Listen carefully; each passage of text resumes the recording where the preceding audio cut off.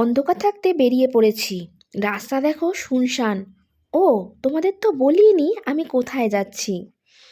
কয়েকদিন ছুটি পেলেই মনটা একটু ঘুরতে যেতে ইচ্ছা করে। আর অল্প কয়েকদিনের ছুটি থাকলে আগেই মাথায় আসে সামনে কোনো জায়গায় ঘুরতে। আর দীঘা ছাড়া সেটা তো সম্ভবই নয়। তা যেরকম কাজ সেরকমই বেরিয়ে পড়া। আমাদের এদিকে রাস্তায় তো বেশ ভালোই যাচ্ছিলাম।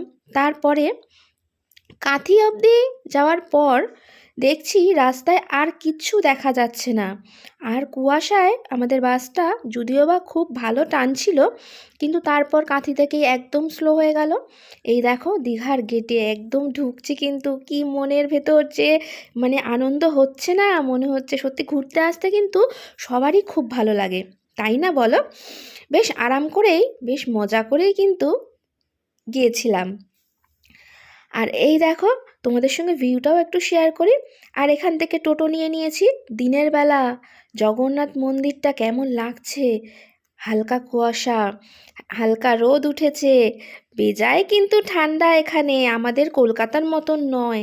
কলকাতায় কিন্তু একদমই অতটা ঠান্ডা লাগছে না, কিন্তু এইখানে বেশ ঠান্ডা আছে, মানে জাঁকিয়া শীত পড়েছে বলতে পারো। আর সেরকম বছরের শেষে কাটানোর জন্য লোকে চলেও গেছে দীঘা ঘুরতে। দেখছো তো লোকের কত ভিড়। কিছু অজানা তথ্য তোমাদের সঙ্গে শেয়ার করব, যেটা হয়তো আগে কোনো ভিডিওতে এটা শেয়ার করা হয়নি। তো চলো, তা এখানে এত মানুষের ভিড়, একটু বিচে নামা যাক। কোনো রকমের ব্যাগপত্র রেখেই বেরিয়ে চলে এসেছি এই সমুদ্রের ধারে। কারণ মনটা কিন্তু আর মানে যেহেতু এসে গেছি, আর বসে থাকতে ইচ্ছা করলো না, মানে রেস্ট নেওয়া ছেড়েই দাও। ঘুরতে গেলে রেস্ট ফেস্ট নেওয়ার দরকার নেই, বাড়ি গিয়ে অনেক রেস্ট নেওয়া যাবে, তাই না?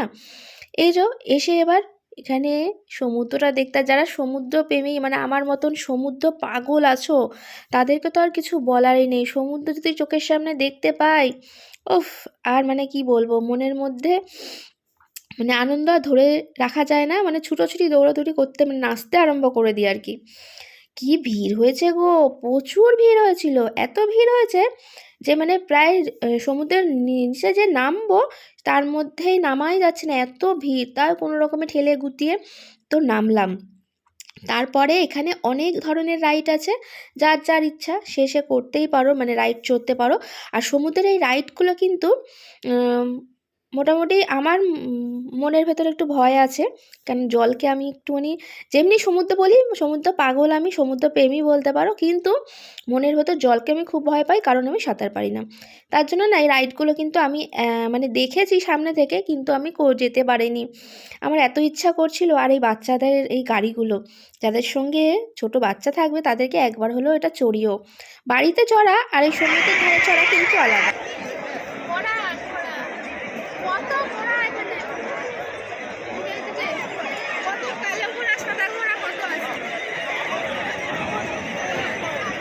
ঘোড়া দেখে মনটা মানে খুব খুশি হয়ে গেছে।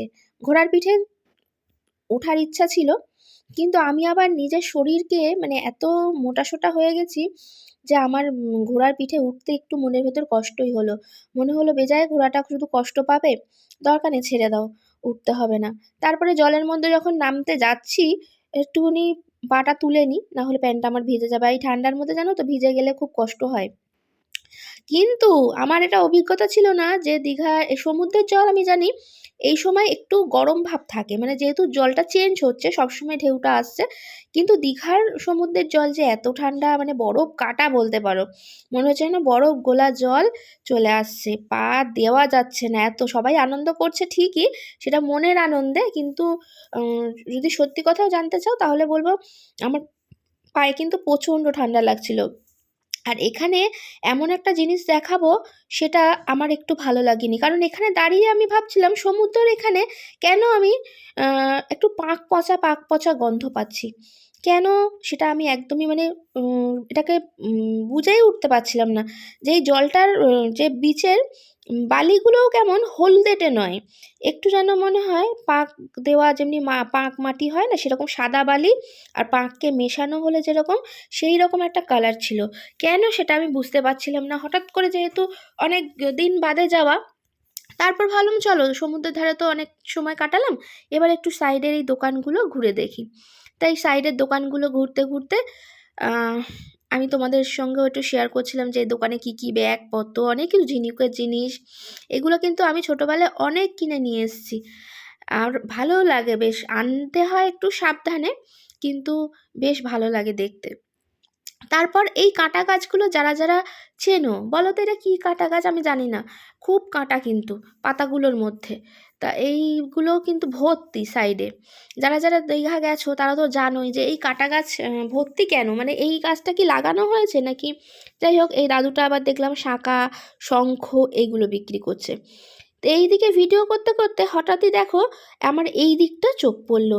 হঠাৎ দেখি নোংরা জল, মানে কোনো নর্দমার জল পচা এখান দিয়ে আসছে, দেখো পুরো কালো পাঁক গোলা খুব বাজে একটা দুর্গন্ধ বেরোচ্ছে।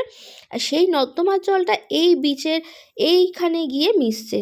সেই জলটার জন্যই আমি এতক্ষণ বাদে হদিশ করতে পারলাম যে এর জন্যই দীঘার এই জলটার মধ্যে এরকম গন্ধ। তা আমি বলবো আমার ভিডিওটা কেউ যদি একটু শেয়ার করে দাও বেশি করে, যে যারা এখানে কর্তৃপক্ষ আছে, যে আমাদের সরকারকে আমি বলছি যে একটু যদি তারা দেখে যে এই নোংরা পচা জলটা যেন সমুদ্রের মধ্যে না যায়, কারণ এত মানুষ, এত ছোট বাচ্চা, এত মানুষ আমরা জানি গঙ্গার জলেও পড়ে সেটা নয়, কিন্তু এই সমুদ্রটাকে আরও বেশি নষ্ট করে দিচ্ছে জলটাকে। আর এখানে অবশ্যই কিন্তু ভুরিভোজে খেয়েও তোমরা দীঘা এলে খুব রিজনেবল দাম, আমি এখানেই খাওয়া দাওয়া করেছি। মানে সব সময় নয়, কিন্তু খুব রান্না খুব টেস্টি, বিভিন্ন জায়গা তো ঘুরে ঘুরে খেতে হবে। এখানে আমরা খেয়েছিলাম ওল চিংড়ি ছিল, একটা পাঁচমিশালি তরকারি ছিল, ডাল ছিল, চাটনি পাঁপড় তো ছিলই, আর সাথে মাছও নিয়েছিলাম, দারুণ টেস্টি কিন্তু।